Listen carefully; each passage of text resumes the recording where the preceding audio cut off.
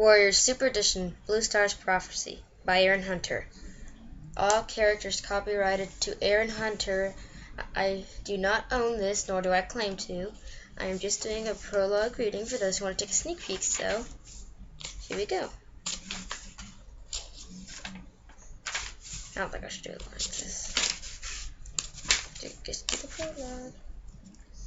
Bluestar skidded to a halt at the edge of the slope. The stench of dogs hit her throat. Below, the ferns shook as dark shapes swarmed through the gully. Fireheart's orange pelt flashed like a flame through the greenery. He was keeping a good distance between himself and the pack, but the lead dog was breaking away, closing in fast on the ThunderClan deputy. "No, not that one! You cannot use him as prey!"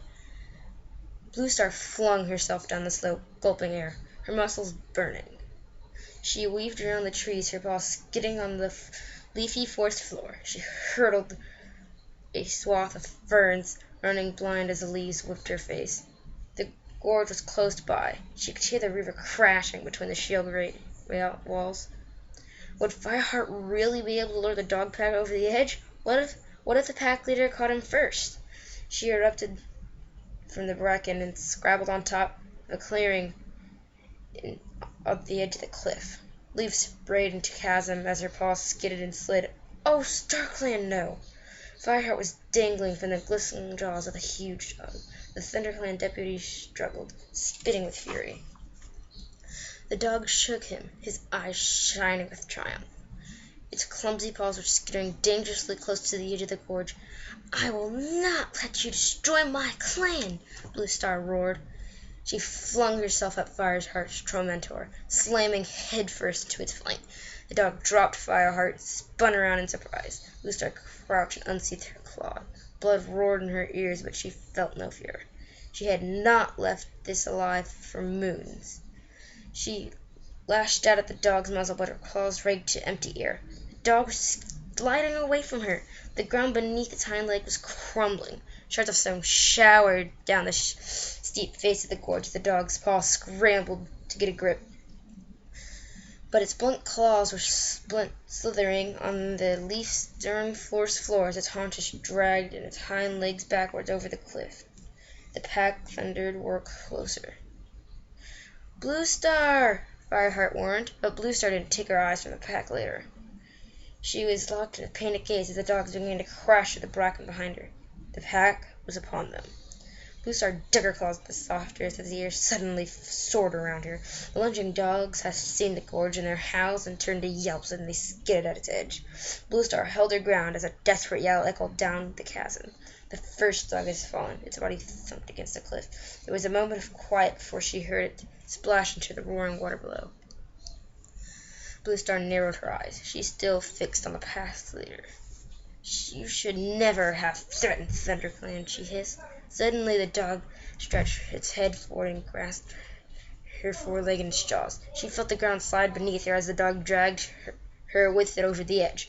Wind roared around her, blasting her pelt as she fell.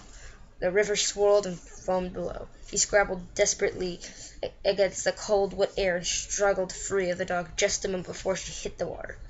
The freezing water knocked the breath from her body. Blind, she struggled against the current, fighting her way towards air. Her heart gripped by panic. Goosefeather's prophecy burned in her mind. Water will destroy you. A thick fur heavy with water dragged her down. The river tumbled all around her. She didn't know which way was up. Her lungs screamed for air. Terror scorched through her. She was going to drown. The foaming waters of the gorge. "Don't give up." A mew sounded from her ear clearly through the roar of the water. "Oakheart?" The father for kids was murmuring in her ears. "It's like running through the forest. Let your paws do the work. Raise your chin. Let water carry you up." His voice seemed to lift her, calming her panic, and she found that her paws were turning steadily through the water. Her heart, tight with pain, slowed as she strained to raise her chin, until at last the wind whipped her face. Coughing and gagging, she snatched a gulp of air. "That's the way," Oakheart whispered in her ear. His voice sounded so gentle, so welcoming. Perhaps she should have just let the river sweep her away into the softness of his fur. "Bluestar, swim! Head for the bank!" Oakheart's ear was sharp now. "Our kids are waiting. Our kids! A thought hit her like a lightning bolt. You can't leave them without saying goodbye. Energy surged through Bluestar. She began to fight once more. The dark shape buffeted her, knocking her underwater again, but she struggled to the surface, sputtering as water filled her mouth and caught her in the throat. The rolling body of a dog tumbled past her and was swept downstream. If I can't fight with this current, then how can I? If the treetops blurred overhead as the river swirled her along. You can do it, Oakheart urged. Bluestar churned at the water. But her exhausted legs felt like sodden leaves, failing uselessly. Suddenly, teeth cracked her scrub. Was Oakheart going to drag her to safety? Bluestar blinked, water from her eyes long enough to glimpse orange fur. Fireheart! The ThunderClan deputy had gotten hold of her. Keep your head up, he growled through his clenched claws. Bluestar tried to help him, but her pelt was heavy and her paws were too tired to fight the weight of the water. Fireheart's teeth tore at her scruff as the water dragged her down. Another body rushes. One of the dogs? More teeth at her scruff. Paws clutched their fangs, heaving her upward. She felt the strong, gentle movement of cats around her. Was Starkland carrying her to its hunting grounds? Barely cautious, she let herself be dragged through the water until pebbles scraped her flank and she felt solid earth beneath her. Paws and teeth hewed her up the gritty shore and laid her on the soft grass. Her chest felt as if it were packed with stones, making each breath a struggle. Her eyes stung, too filled with water to see. Bluestar? She recognized the male of Misty Foot. What about Stonefur? Is he here too? We're both here. A strong paw pressed against her flank. Oakheart had been right. Their kids have been waiting for her. Bluestar fought to open her eyes. She could just make out the shape of Stonefur. His wide shoulders were silhouetted against the green canopy of the trees. So much like his father. Misty Foot stayed beside him, her sodden pelt clinging to her frame. Bluestar felt a breath on her cheek. Is she okay? Came the voice of her daughter. Fireheart was leaning in. Bluestar, it's Fireheart. If you're all right now, you're safe. Bluestar hardly heard him. She was gazing at her kids. You saved me, she murmured. Shh, don't try to talk, Blue Misty Foot urged. There's so much to say. Bluestar stretched her muzzle forward. I want to tell you something. I want to ask you to forgive me for sending you away. As she coughed, water bubbled at her lips, but she forced herself to keep going. Oakheart promised me Grapeful would be a good mother for you.